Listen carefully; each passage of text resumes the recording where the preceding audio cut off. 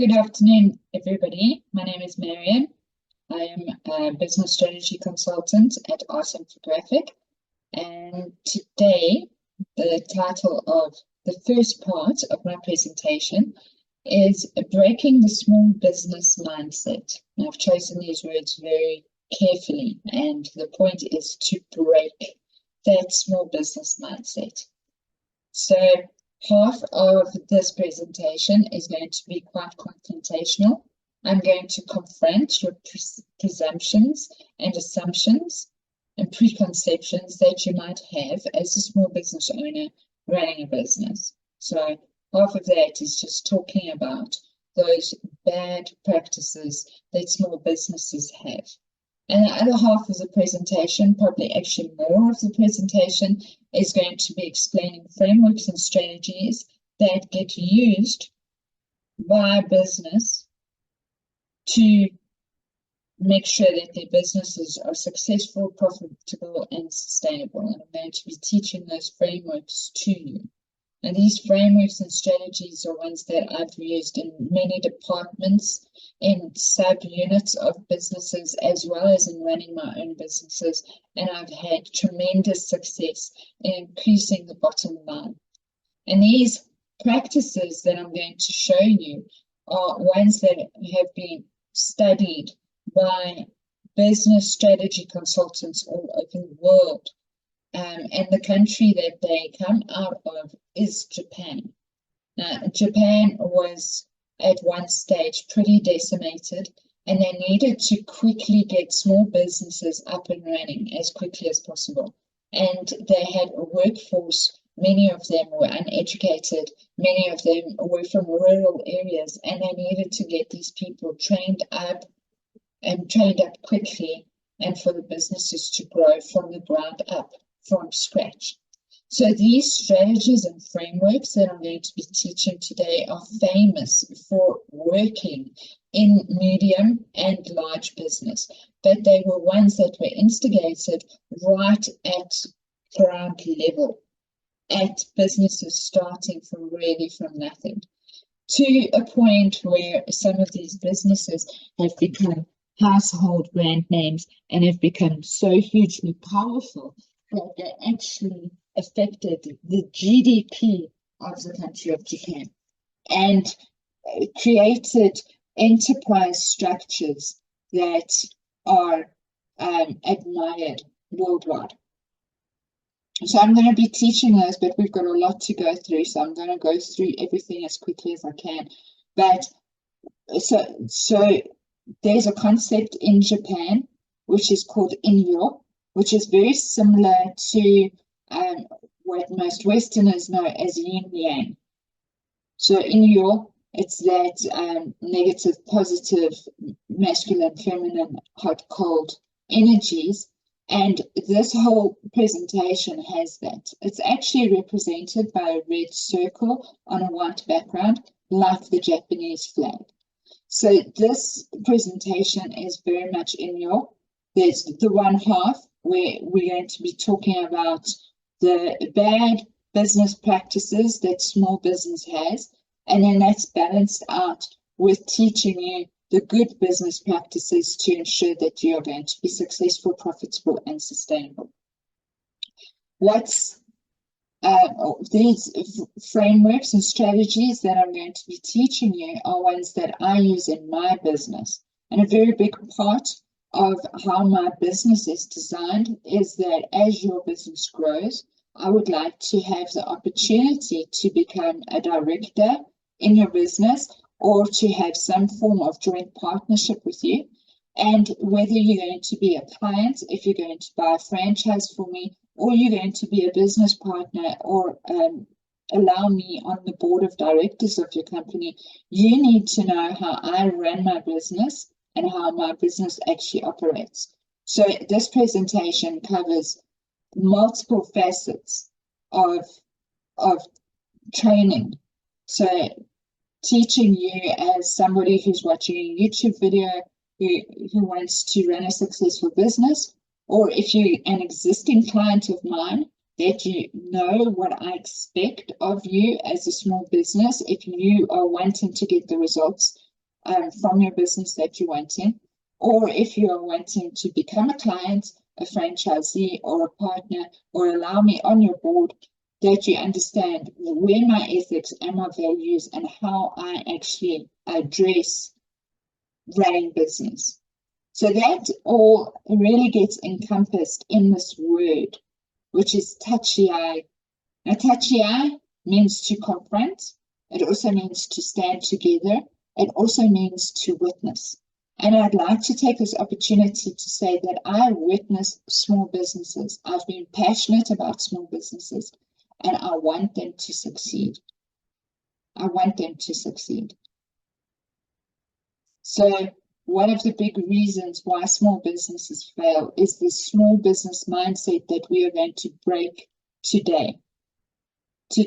And I'm facing it head on, and I'm going to be showing you how a lot of these preconceptions of how to run a business are really bad for your business. So this Japanese concept of touchy-eye it captures both the challenges as well as the principles of improvement, and we're going to go very much into the whole concept of improvement. It means to stand together. It also means to confront. It also means to witness. And it emphasizes the idea of facing challenges head on. But it also implies collaboration and improvement. And it has this dual focus. This presentation has this dual focus of addressing bad practices and embracing effective Japanese business principles. And this title reflects the journey of recognizing issues and striving for excellence together. So, and a lot of these principles come out of World War II. And as I said, these frameworks are based on building businesses from the ground up. So business consultants from all over the world came into Japan after World War II. There was a particular man, Mr. Denning, that came in, and he had a couple of frameworks and strategies that he brought in, and the Japanese really embraced it. And they improved on it, and they've created these structures and strategies that are admired by industry worldwide. And there are things that are so pure, and so correct, that if you apply it to a department or you apply it to a small business, it's just as relevant as when it's applied into medium and large corporations. So, even though the studies and that are being done are done on large corporations, they started at the bottom, and that is why they are very, very applicable to small business. So why are we talking about breaking the small business mindset? I can tell you why we're talking about it is because small business fails. And I'm really not going to beat around the bush about this. The small businesses fail. The numbers are shocking. The numbers and the stats that we have are based on statistics, and we can only get statistics from data. And the only data that we get from small business is really if the small business is registered as a business, or if they have submitted tax returns. Otherwise, there are small businesses that open and close every day, all day long, that aren't in the statistics. So I think the statistics are probably more horrifying than what I've even got here. But what I can tell you is that 20% of businesses fail in the first year. 50% of businesses fail in the first 5 years, and 70% of businesses fail in the first 10 years. Now, I can understand that 20% of businesses fail in the first year. That's to say that if you've got 100 businesses, 20 businesses fail in the first year. I mean, I'm not going to go into detail about it. It's understandable. But, businesses run generally, and this is the trend, businesses run at losing profit for the first 3 years. It is kind of common understanding that a business will break even at about the 3rd year point. So 3 years, you can expect your business to run at a loss. But after the 3rd year, you should be generating a profit. So now, if you can imagine somebody being a student, going and studying to be a doctor, and having a heavy student loan, it's kind of societal understanding that when the doctor opens up a practice, he makes enough money to cover his bills, but he also needs to make enough money to make up for his huge student loans that he's had to take out while studying to be a doctor. Never mind the opportunity costs that he lost in those years that he was studying. And yet, how many small business owners, the minute they start making a profit, they start spending it? They go and buy properties, or they go and buy cars, they start living the life. Like, what are you doing? You've got to accept that the first 3 years, your business is probably going to run at a loss, but you need to address and identify at what point are you going to break even. And the only way that you can do that is by knowing your numbers and knowing, well, we'll talk about this just now, but being able to have sales forecasts and expense forecasts. From that, you can identify your break-even point. How many small businesses know their break-even point? How many of them understand, I understand that being a doctor, it's going to take 6 years to do it, or whatever's the case. And then you know that there's a point where that doctor is now going to have to open up a practice so that he makes enough money to make up for those lost years. Like, what businesses have actually got that in their plan?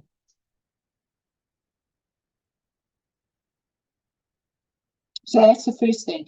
Okay, I just find it crazy that within the first 5 years, you've got 50%. That's half of the businesses that start fail. You've got 100 businesses, 50 of those businesses fail. And look, I can understand it because that number takes in year 2 and year 3. It accounts for those as well. So yeah, there are businesses that fail in year 2 or 3. But by the 3rd year, you need to be at a point where your business is actually generating a profit. So why are there businesses that are failing between year 5 and 10? That shouldn't be happening at all. These numbers are very scary.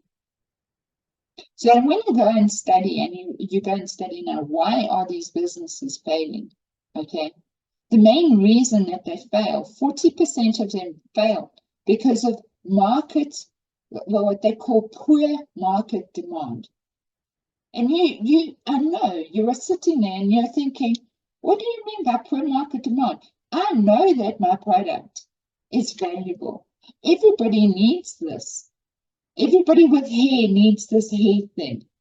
Everybody who eats food needs this food product that I'm selling. Everybody who needs clothing needs this pair of pants that I'm selling. And I can tell you there are reasons why you are getting it wrong. So the number one reason why these businesses are failing is because of poor market demand. And the things that they are getting wrong about market demand are the ones that I'm going to talk about now.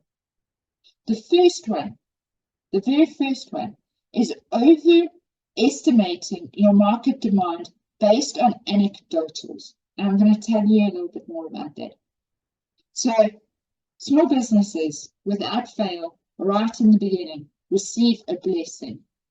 Whether you are religious or you feel that the universe comes in, I can tell you, if you start a business, boom, you get blessed. You get referrals, people start taking orders, things start happening for your business. I call it beginner's luck. There's something that happens. It doesn't matter if you're opening up a lemonade stand or a software company. Right in the beginning, you just get these blessings, and these things happen with your business, and you think, wow, I'm on a winner here. I can tell you that doesn't happen all the time. Now, I mean, that actual thing, that happens to every single business, but it doesn't continue happening. It's like a honeymoon phase that happens right in the beginning. And it's like a fluke. It's like this thing that happens. And what these business owners do is they sit and they overestimate their market demand based on anecdotal blessings. These things that happen. So you get a blessing and you think, wow, if this happens this month, if the same thing happens at the same speed next month and the month after that, and they start doing their calculations based on that, and they're like, I'm on, this is a winning thing for me. You've got to realize that there's like this honeymoon phase. There's this peak that happens right in the beginning that is unrealistic. And the second part of this, overinflated anecdotal information is that right in the beginning, you've got warm leads, you've got friends, you've got colleagues, and you've got family that are going to support your business, that are going to pat your back, and they're going to tell you you're doing a good thing, and they're going to refer you to other friends and family, and all of a sudden, you're going to have like this burst of support and energy that comes your way. And again, that tends to have a peak, and it tends to taper down. And after that, you are going to start having to look at cold leads for your business. It's going to happen. It's going to happen quite near the beginning of you opening up a business. So taking those two things, the beginner's luck and then the personal experiences, and putting them together and looking at it and saying, wow, this business is doing so great, it's going to do just as great going forward, is a mistake. You kind of need to put it one side, and you've got to start looking at your business from a point of cold leads, as if that's actually not happening, as if the blessing and the support that you got from friends and family is not happening. You kind of have to look at your business as if nobody knows you, as if nobody's supporting you, and you are going to be looking at cold leads. And all of a sudden, you'll realize what I'm saying when I say that there's poor market demand. Because you kind of have to look at things, put blinkers on and looking at the cold, hard facts. So the first part of having poor market demand is this inflated good feeling about your business, which is only short-lived. The second part of it is competition. Now, competition is there, and you've got to understand competition. Competition will kill your business. And I'll tell you why when I start talking to you about the next point. Okay. In fact, let's go on to the next point. The next point is that you don't understand your total addressable market. Total addressable market is known as TAM. If you don't know the term TAM, then you got to really get your business acumen right, because TAM is like the first step of understanding whether you should actually open up your business or not. So let me explain TAM to you. So if you've got a supermarket and you are supplying food, even if you've got an online supermarket and you're supplying food and you can supply all over the world, you actually do have a limitation, and that is the radius around your supermarket, the geographical radius. Okay, everybody's got a TAM. Even if you are producing t-shirts and everybody needs a t-shirt or something for everybody's hair, and everybody who's got hair can use this product, or whatever's the story, you have a limit to who you can actually supply, whether you like it or not. So now I'm going to talk about the biggest TAM that's available. Let's say that you've got an e-commerce site and you can accept payments from all countries from the entire world, right? And you start thinking, wow, I've got like so many people I can supply. The world has 8 billion people in it. Now let's understand that there's a large percentage of those people that can't buy your product. There are babies and children. There are elderly people. Some people are in prison. Some people are in hospital. Some people are completely mentally incapable. Some people don't even have food on their table. They don't have food or water at all. Never mind being able to buy your fancy product. Okay, there's people that don't have internet or don't have a device. There might be an entire village that uses one laptop. Right? In fact, if you had to look at the actual population that is economy, that is driving economy, people that are earning money, you're looking at about 1% of the population. And I can tell you 1% of 8 billion people is 80 million people.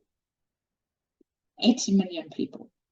80 million people divided across 200 countries. We've got about 200 countries in the world, right?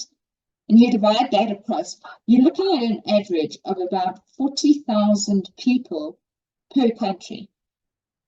Now you're like, wow, Marion, that doesn't make sense. You know, some countries are richer than other countries. Okay, I get that. I live in South Africa. 4 South Africas fit into 1 North America.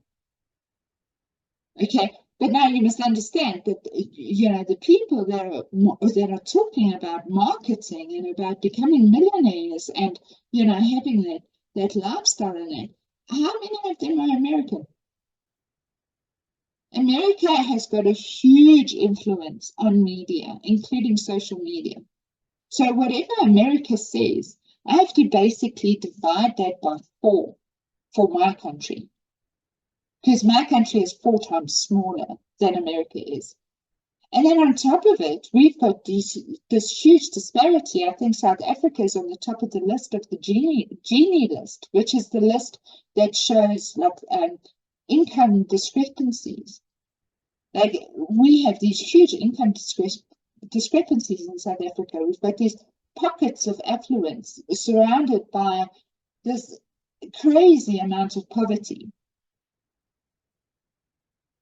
So looking at my country, if I'm not an American and I want to start looking at my TAM or my total addressable market, I've got to start taking these things into account and say, okay, well, in the best case scenario, I can work on a ballpark figure of about 40,000 people that are able to buy my product. Okay, and when I start showing you the conversion rates, you'll understand why it's a really good idea when you're starting a business to start with a product that everybody needs. Like, I'll be talking about competition and I'll be talking about specializing, but you need to specialize in an industry or a product where a lot of people need what you are supplying. You can't come in with something that's super designer, super niche, and think that now you're going to get enough sales that's going to keep you profitable. When you start looking at your TAM, you'll start realizing, I need to go for products that the general public will want.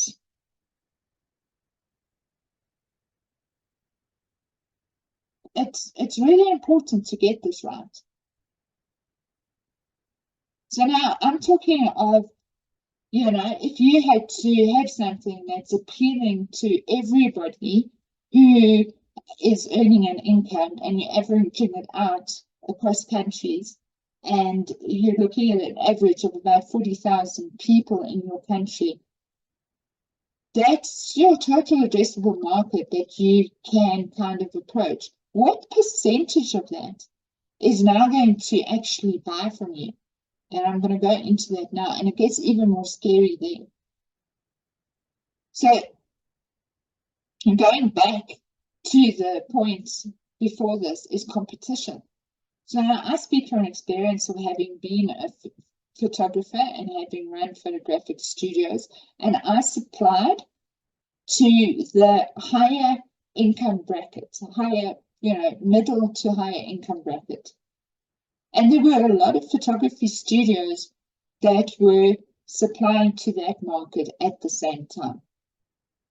So now that you understand the size of a total addressable market being actually much smaller than what you probably anticipate, like, can you understand that coming in and trying to be like another photography studio is a really bad idea?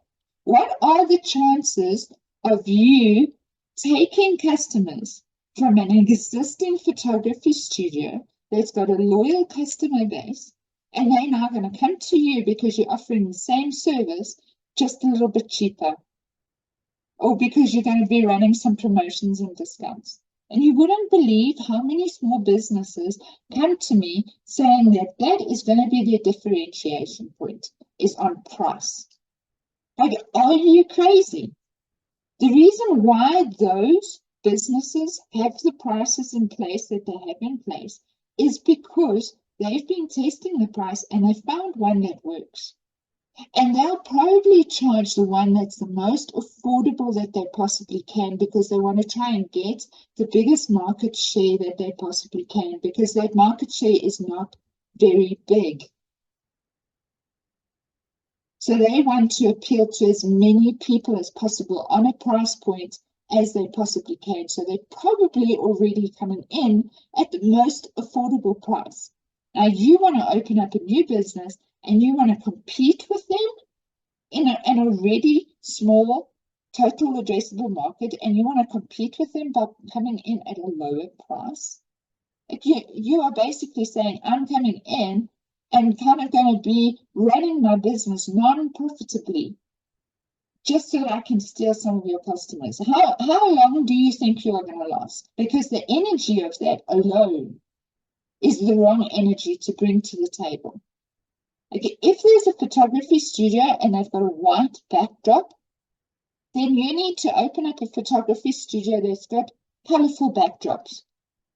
If they've got a studio that focuses on wedding photography, you need to open up one that focuses on children photography.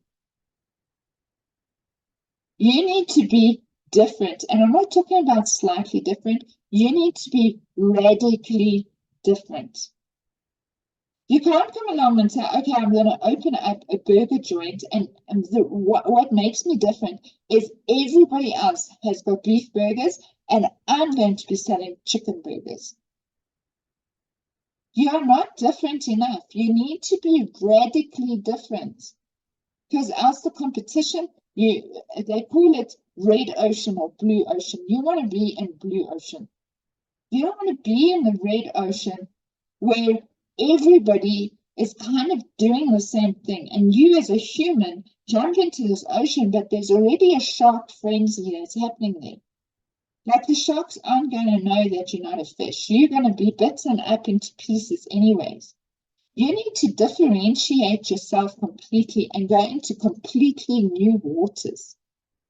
As much as you are doing the same thing, you're offering the same service, you are a photography studio, you need to specialize in that so that you stand out in your marketing, in your messaging. But you can't be so exclusive and so specialized and so niche, like I was talking about designer pants or whatever's the story, that you actually, there's not enough demand for your product. You need to have a product that is like one that is enjoyed by a lot of people,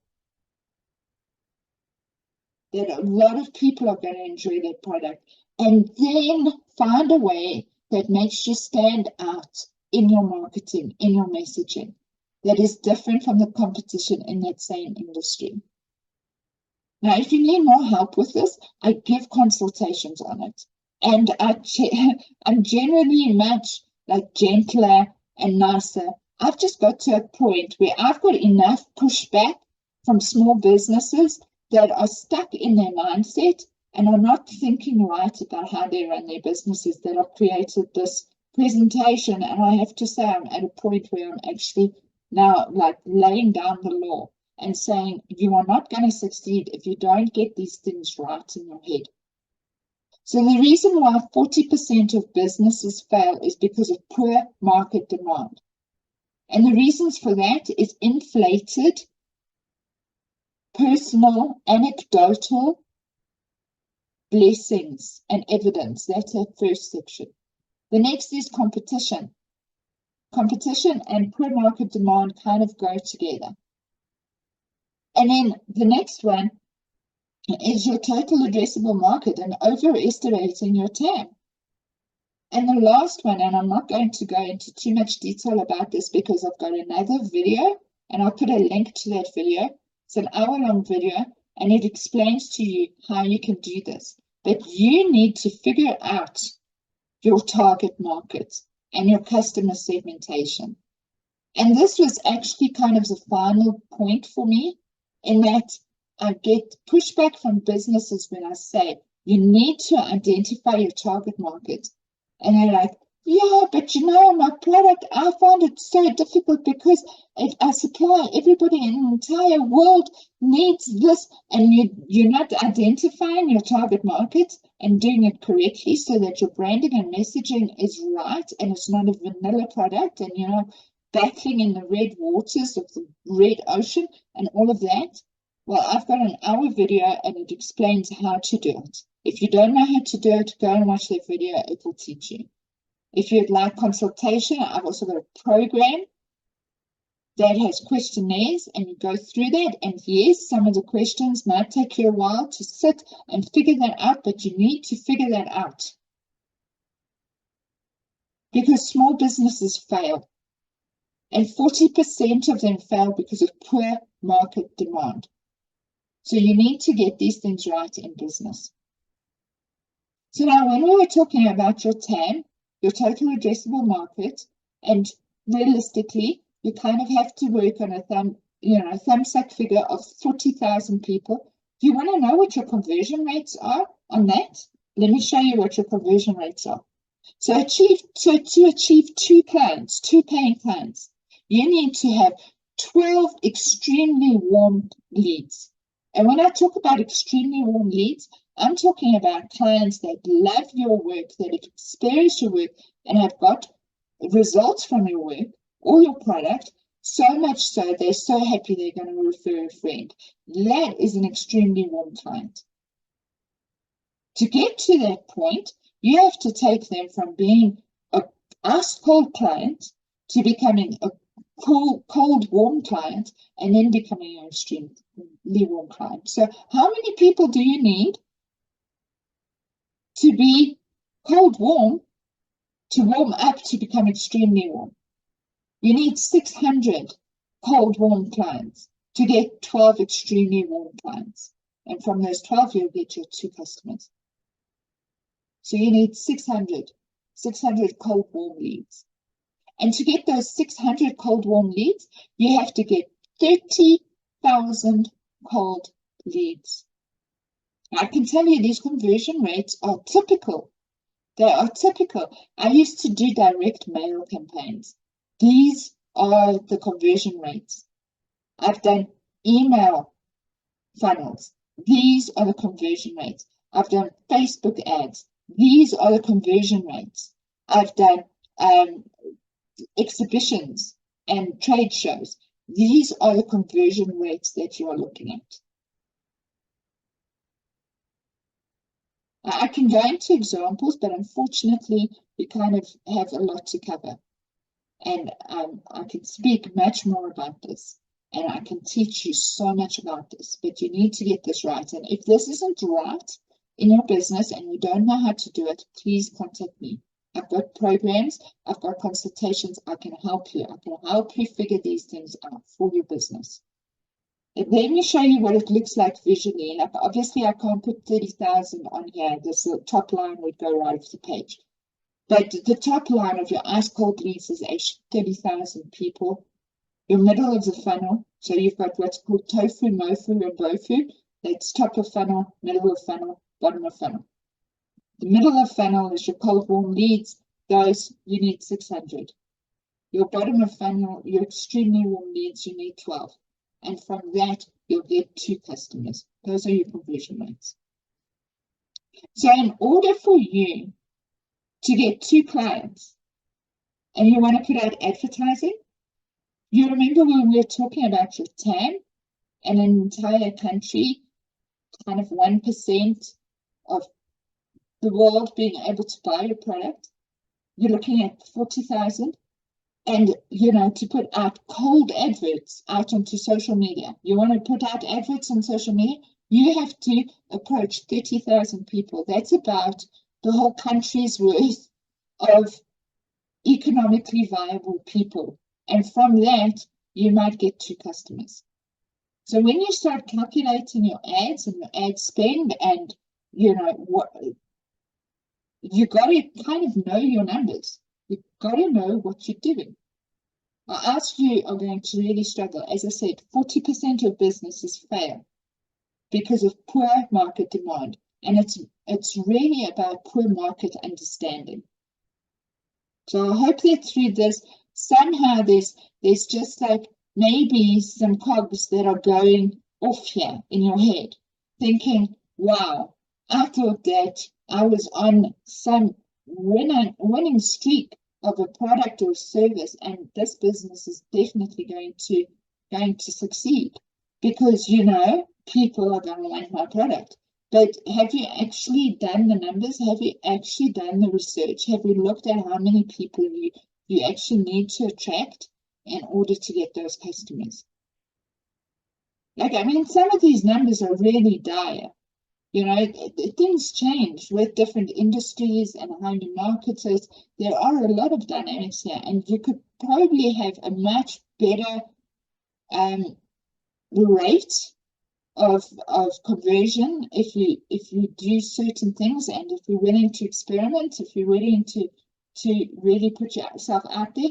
There are ways and means that you can improve it, but you got to, when you're working these things out, you got to work on your worst case scenario, and anything that's better than that is an improvement on that. But coming in with kind of these rose-colored glasses and then landing up a year or two down the line with your business failing, this is a cost. This is a cost. This is a cost to your mental health. It is a cost to your time, your opportunity, time that you could have spent doing things that you enjoy doing with your family and friends, time that you can actually be productive in the economy, you know, that you're sacrificing because you're not going to work. You're not going to an 8 to 5. You're starting a business. Like, at least in an 8 to 5, you are supporting the economy of the country. But now you decide you're going to start a business. If that business fails and you haven't been able, you're actually costing the economy. You've got these opportunity costs. You've got, as I say, your mental health. You're a year older than what you were, you know, and now you have to start off from scratch. Okay, maybe you've gained some skills along the way, but it is a cost to run a failed business.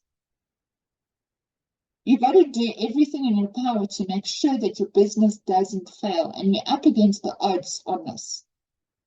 So that's why I'm actually being, like, as I say, confrontational here and showing you why your mindset is wrong, and you've got to get it right. It is your duty to get it right.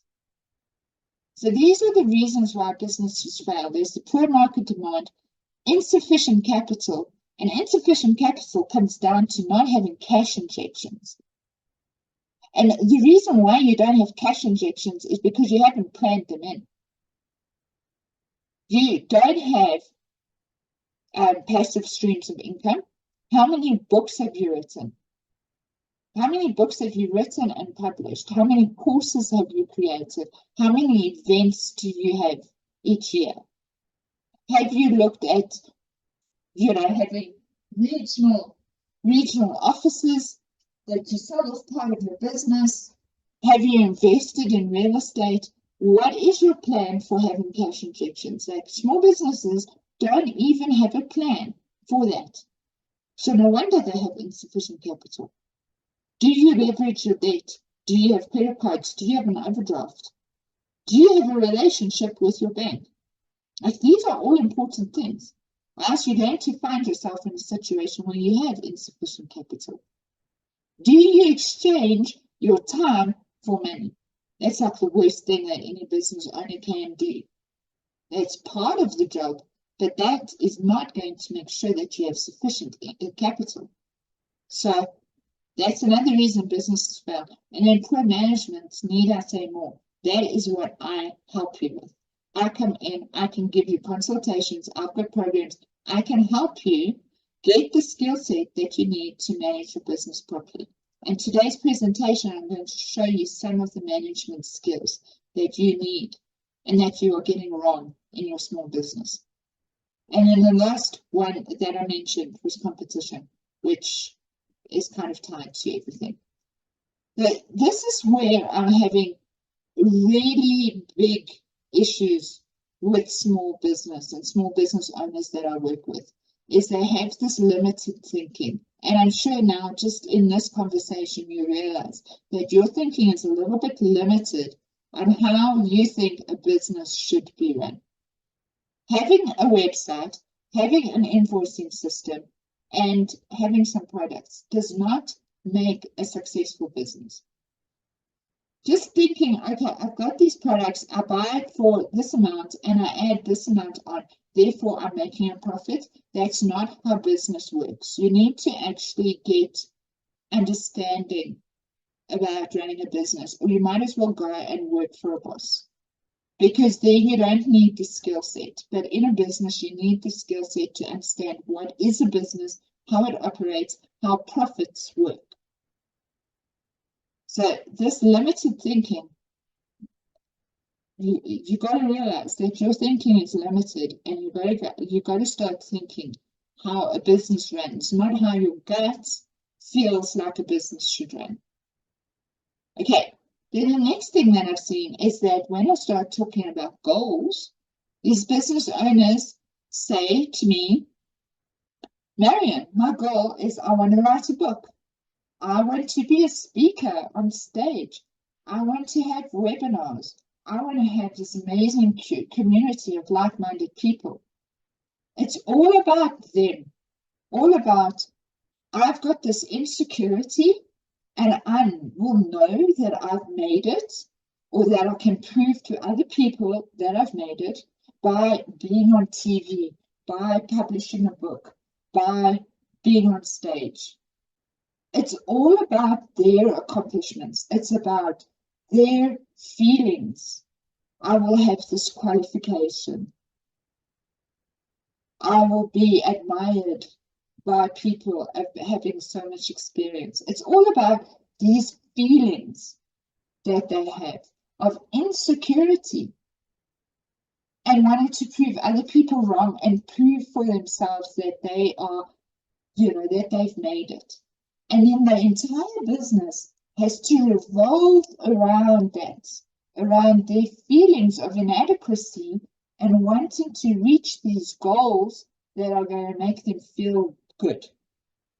And don't get me wrong, I don't have a problem with personal goals, because they are huge motivators. And the first thing you need to do is, take money goals off of the table when it comes to your personal goals. Because it's one thing saying, okay, I want to be a millionaire. That's not going to motivate you. What is being a millionaire going to give you? Is it going to give you freedom? Is it going to give you that holiday in Thailand you've always wanted? And you start focusing on that holiday, it's going to be so much more motivational than thinking of the money and the numbers. Right? So I do agree with personal goals. But your whole business can't run around your personal goals. The business needs to run around business goals. And business goals are set on a weekly, monthly, quarterly, and annual basis. That's how business goals work. You need to know, what are the numbers you want to be reaching? What is the revenue that you need to be bringing in? At what point is your breaking point? How many marketing campaigns are you going to run this year? Where's your cash injections going to be coming in from? You need to have these things planned out. These need to be your goals. Your personal goals can align with that. You can say, okay, I want to make X amount of revenue in this quarter of this year. And the way to do it is I need to sell this amount of product. And when I get that, I'll be able to draw a certain bonus on my drawings, and then I can afford my holiday in Thailand. But taking your personal goals of, I would love to write a book, or I would love to be on stage, and running your whole business around that is like, do you understand do you understand, from my point of view, as an outsider looking at a business, how that is just bad business practice? Focus on running your business and the business goals you need to put in place. Start thinking about, you know what, one of my business goals is to actually understand corporate finance. One of my business goals is to actually understand and to put in place a proper HR department in my business. Start focusing there. And from the rewards from doing that properly, you can now start achieving your personal business goals. Let's say you want to write a book and you want to sell a book as part of generating passive income for your business. So that falls into your passive income business plan. You need to plan that out. You've got to say, okay, I need to have X amount of streams of income coming in within a certain period of time. This is my plan for that. I'm going to do merchandise in year 1. I'm going to publish a book in year 2. You know, I'm going to have cash injections coming from these things. And then you align your personal goals into that. When you say, well, I've always wanted to publish a book. So now I see that as something that the business is going to benefit from, and I've got it planned in. Not the other way around. Your business shouldn't run around your emotions and your feelings of insecurity and wanting to kind of prove yourself in the world out there. That can happen, but it needs to happen as a side effect. Your business goals are not your personal goals. You need to have proper business goals in place. And the reason why that's not happening is because you're not thinking of your business. You're not treating your business well. You're not treating it how it should be run. And that could be fear because you don't have the acumen, you don't have the understanding, you don't have the skill set, you don't have the experience. There could be a whole lot of reasons for it. But you got to say, okay, you know what? I actually need to start running this business as a priority and put my personal goals aside. I need to put my ego aside here and get the vehicle running properly. Yeah, sure, you want to go from A to B, but your business is the vehicle. You need to make sure that it has all 4 tires, that it has all 4 doors. But you're just focusing on the map that's not even the map. You don't even have a map. You don't have a plan. You just like, okay, one day I would love to go to this destination. And that will make me feel so nice. And you're running your whole business around your feelings and around your personal accomplishments. And you are neglecting the essential business skills. So you're sitting with a small business mindset of being ego-driven and having these ego-driven visions, neglecting fundamental skills, financial and HR, I think are 2 of the most important. And you're missing the entire bigger picture that your business needs to be run correctly. And, you know, prioritizing these personal achievements over your business success is not the way to go about it. The importance of understanding financial literacy. So now your business should be the core of your business. The core of your business should be the numbers, should be the finance of your business. That's the most important part that you should understand as well as anything. The sidekicks are marketing and sales, because obviously that feeds your business, makes sure that the lights stay on, right? And the other sidekick is HR. And we'll go more into that. We will go more into that just now. But you need to have that financial literacy. That is the core of your business. How much time are you spending on learning corporate finance?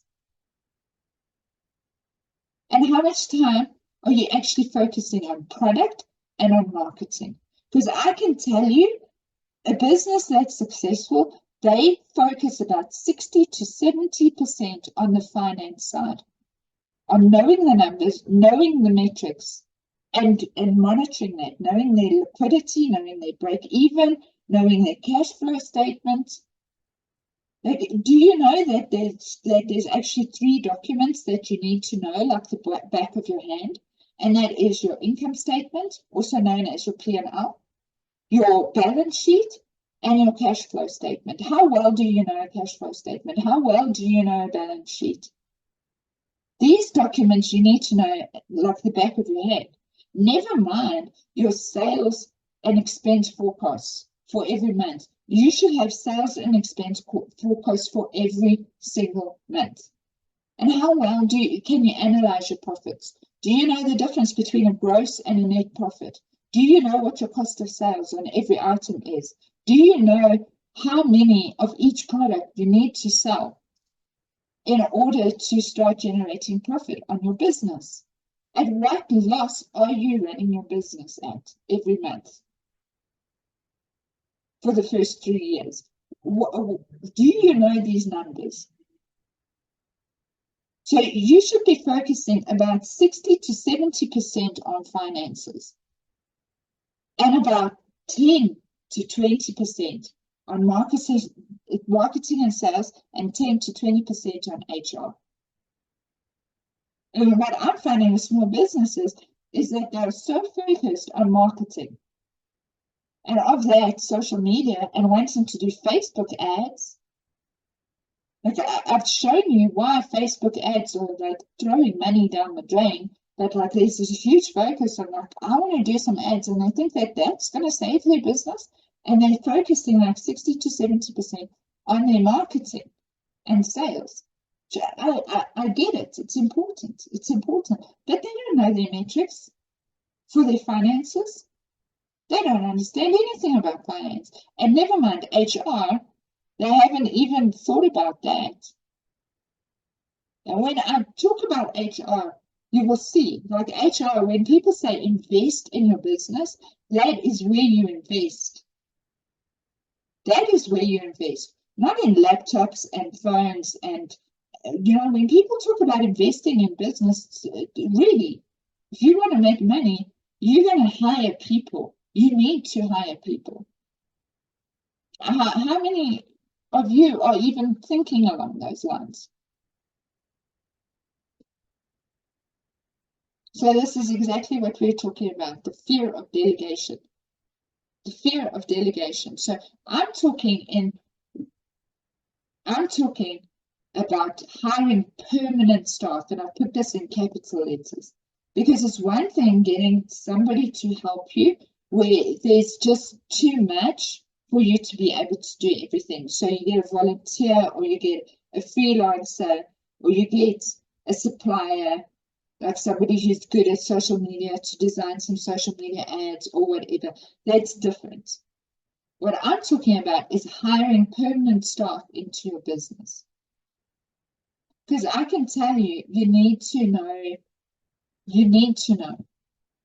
corporate finance. You need to know how to run an HR department and to have staff coming in. Because if you do it properly, if you hire staff correctly, then it's an investment. Those staff not only pay for themselves, but they make more money than what they cost the company if you do it properly. So the more staff that you hire, the more money your business is going to make. So thinking about staff as being an expense, yes, it goes onto your financials as an expense, but if you do it properly, those staff are going to grow your business. It's like having a product where you buy a product and you sell it at a profit, and that's the same. Having a staff member is the same. If you do it correctly, that staff member is not only going to pay for themselves, they're going to bring money in to your business. You need to start thinking along these lines. There's about 14 departments in a business. I mean, just when it comes to dealing with customers, there's sales, there's marketing, there's customer service, there's requirements management, there's IT, there's finance, there's HR. There are all these different departments. Do you honestly think that you can do all of them, like, run at your peak and be able to have this business sustainable and profitable with you running all those departments? So you've got to get that kind of acumen, and you've got to kind of get your head around the fact that thinking of being a one-man show, having a website, having invoicing, and selling a product at a little bit more than what you bought it for is a really backwards way of thinking about how to run a small business. You can do that, sure, for about the first 3 months. After that, you need to change your mindset, because that's not sustainable. Your business is not going to make it. You're going to be part of those statistics that I gave you right at the beginning. So part of this fear of delegation is the loss of control. And the reason why you fear loss, you've got this fear of loss of control, is because your leadership isn't right. Like in our business, we've got 3 types of leadership. We've got authoritarian. So all staff are under authoritarian leadership. That I am authoritarian, which is what I say goes. The buck stops here. I make the final decision. It's not a democracy. Everybody can say their piece, they can have an opinion, but they have no part in the decision making. I make the decision, end of story. And that even goes for my franchisees. It's only once you've been a member of my staff for a certain period of time, you can become a manager, or if you come in as a business partner. And at that point, we've got a different leadership skill, and that is democratic leadership, where those people can have a say in the decision making. And we communicate this with everybody. Like our staff knows when they come in that they are not like equal part of the team here. They do what I say. And that's not to say that we don't have collaboration. It's not to say that we don't have teamwork. I am the leader of the team. And I say to the team members, okay, you do X, you do Y, you do Z. And they do those things. And we work as a team, and we collaborate, and we make it happen. But they don't get to have like equal rights in decision making of things. Only once you are a manager or a business partner do we go into the democratic conversations where you can actually, influence my decisions. And then we have service leadership that we give to our clients, where our clients are served by us, and we have feedback loops from our clients. And from that, even this presentation has been designed based on a feedback loop that I've had from one of my clients. Well, actually from a lot of my small businesses, and what they feedback to me, now I need to kind of put them right. And I've created this presentation because of that. So the reason why you fear losing control is because you haven't established your leadership structure in your business correctly. You think that, okay, if I'm going to hire staff in, then we all need to be one big happy family, and we all need to kind of be on the same level. And that's not the case. It's not the case in medium business. It's not the case in large business. If you go out there and you go work for somebody, you got to be working for a manager or for a supervisor. Why, if you are a small business and you are 2 or 3 people, why does it have to be a democracy? Why does everybody have to have equal say in it? Of course, you're going to lose control. It's because you haven't become strong in your leadership. That's on you to get right. So there's trust issues here. You don't have things like operations manual and SOPs. You don't have things like conflict management in place.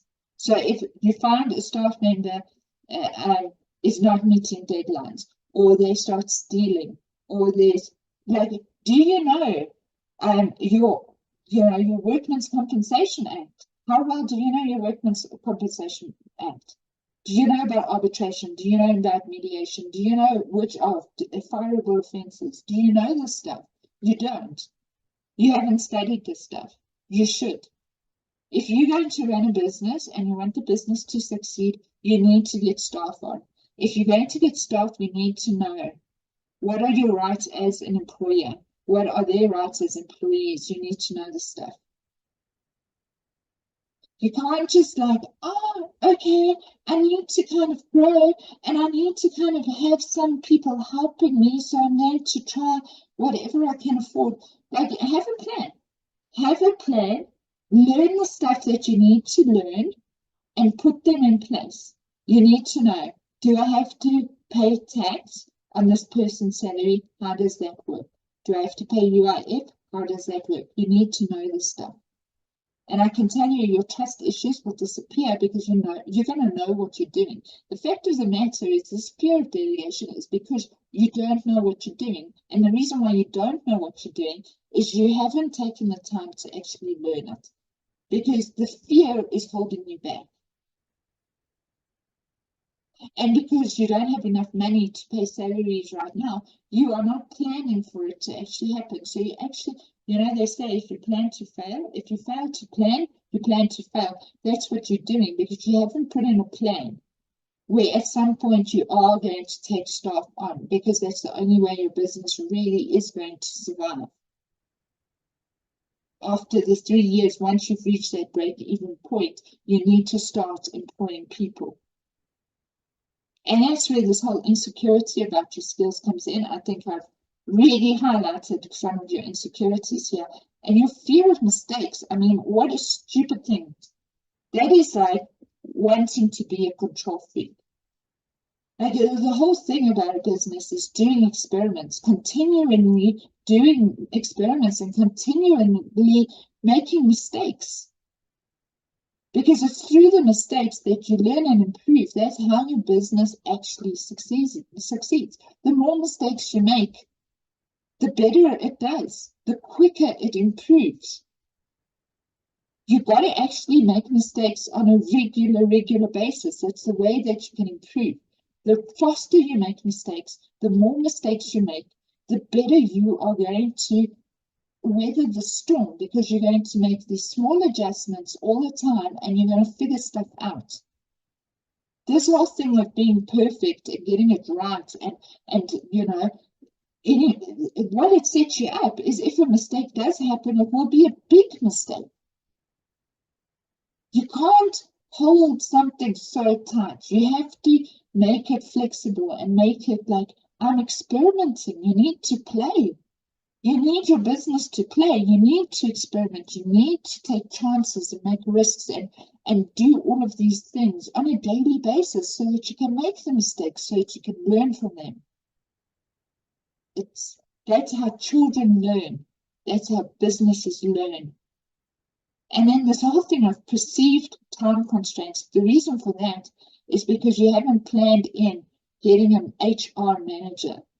One of your first hires is to hire somebody, and part of their KPIs is that they create a course, that they create training manual to train freelancers, to train people that can come in at like really low salaries, and that person then trains them. And then that's not on your plate. Do you really want to be doing HR? You don't. Who wants to do that? HR people want to do that. Hire an HR person, and one of their first jobs is to set up an HR department, and they will do all the continuous training of all your staff. But you're going to need staff. You are going to need staff. You can't do it all yourself. Having a business is like having a huge house, and you have to be the handyman, and you have to be the cleaner and the cook. But I'm talking about a huge house, a mansion, and you have to clean the pool, and you have to mow the lawn, and you have to grow the veggie garden, and you have to cook for everybody in this huge house. That's what being a business owner and doing it by yourself is. You're not going to win. You need to get people to help you. It's just the way of the land. And so you need to get that in your head, that at some point you are going to need to develop and train people, your staff, your clients, your suppliers. Training and development is a huge part of your business, and the sooner you can get a dedicated person who works on that, the sooner you can take that off your plate. So these perceived time constraints is because you're wanting to control everything. And that again is the identity and ownership. You don't have your SOPs in place. You don't have brand media packs and guidelines and things. You don't have those things in place. Fear of dependency is a big one, because obviously you are now becoming the breadwinner for other people's families. You want to make sure that your business has consistent income coming in order to pay them. And it's really difficult in the beginning because you've got this roller coaster that's happening with your business. Fair enough. Then bring them on at a very low salary, have them work half day, so that and encourage them and show them how they can have side hustles and other income streams. Let them have. Don't put it in the contract that they can't have other side jobs, and that. Allow them to have it and let them talk to you about it. There are other businesses that they have. It's like, why do they have to be completely dependent on your business, especially in the beginning? And especially if you don't have things in place that are going to bring in cash injections, that are going to make sure that you've got sufficient capital. So that comes down to poor planning, this fear of dependency. You need to plan in for it. And underestimating your team capabilities, I'm just going to say this, you're not having enough meetings. If you are not having weekly meetings, at least with your team, then you're going to underestimate their capabilities. So the concept that we talk about in our business, and I'm actually going to close off this talk here. It's going to be divided into like 4 sections or 5 sections rather than 2, just because there's so much we have to cover under this under this presentation. So I think we've covered quite a lot today. So in the next one, I'm going to start talking to you about the first framework, really, that we're going to talk about. The first Japanese framework that we talk about is called Kaizen, which means improvement, and it's continuous and incremental improvements that are done in a business. There's a lot more that I'm going to go into on this, and I really encourage you to watch the second part of this presentation. So I just want to thank you for your time so far, and if you'd like to get a hold of me, if you'd like any of my consultation, or to follow any of my programs, there'll be a link to my website in the description below. And again, thank you for your time. See you on the next section of our talk.